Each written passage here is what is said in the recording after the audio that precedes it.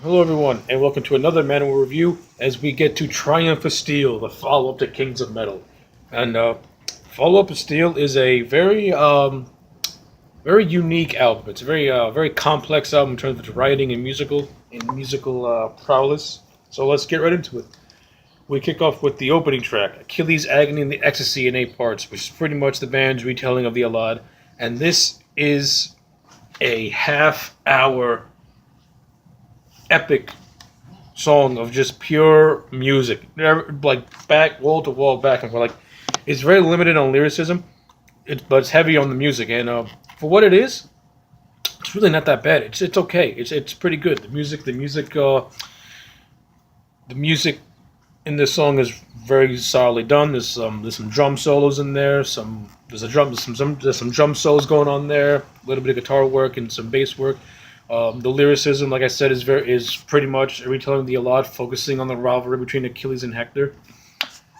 Uh, the biggest criticism with this song is that it goes on forever. Like I said, This song is half hour. It pretty much takes up a large portion of this album. This album runs at 67 minutes, and like I said, this takes up like a majority of the chunk of time. It's like I say, it goes on forever. It's okay, but I would not hear it again because it's too fucking long. But the music in the song is actually pretty good. Is pretty good. Let me get to track two, which is called Metal Warriors, and this is a kick-ass song. It's done in the same vein as Kings of Metal. Once again, that we are Manowar. We are who we are. We love heavy metal. If you don't like us, fuck you. If you like us, join us type of song. And you know what? You can't go wrong because Manowar is really good at doing songs like that. Then we get to the track three, Ride the Dragon. And Ride the Dragon, to me, is the highlight of this album. I love this song. Fighting the World was the first album I ever bought, but Ride the Dragon was the first song I can remember listening to when I first got into this band. I just love this song. I love that opening intro where they make the instruments sound like a dragon's roar. I love the fast-paced aggressiveness of it. I love the chorus. I love the music. I love Eric Adams' vocals. This song is fantastic. Then we get to the next track, Spirit Horse of the Cherokee, and this is a pretty cool song. It's got that Native American-esque intro to it, and throughout that song it has that Native American vibe to it with the music, and very, very well done. It doesn't do it in a way where it's like shaming or making fun of it. It's almost done as like a tribute to the Native American culture, which I appreciate that they actually showed some respect. And the song itself is damn good. And then we get to The Burning, which is another pretty solidly good song. Does what it needs to do, and we'll leave it at that.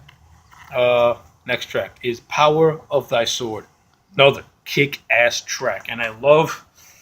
Again, like Ride the Dragon, they were able to like make sword sounds in the intro, like, and it sounded pretty damn cool. And the song itself is pretty badass. I like it a lot. It's good musically, good lyricism. Eric Adams again on point.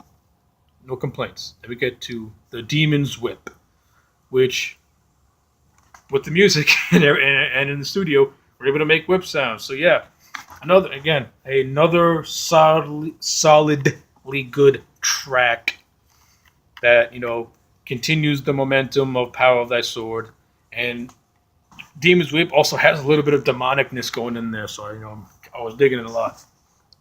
And then we get to the closer, which is called Master of the Wind, and this is a pretty damn good power ballad by the band. I like this song a lot. Not as good as Heart of Steel, but I'll put it right below it because it is pretty damn good. It's got a good melody to it. It's got Eric Adams. Eric Adams to me is very underrated vocals because he can do those high pitches, but he can also do that mellow voice too when it calls for it. Very underrated. Very underrated. So yeah, that's my opinion on Triumph of Steel. Overall, at the end of the day, I'm going to give it a solid 9 out of 10. 9 out of 10 because that opening track goes on way too long, and there's a lot of filler in that song, and there's a lot of filler going on there anyway. There's no reason why that song had to be too long, but the rest of the album, for the most part, is on point. So yeah, A solid 9 out of 10. Well, that was my look at Manowar Shrine for Steel. Like, comment, and subscribe, and I'll get back to you next time.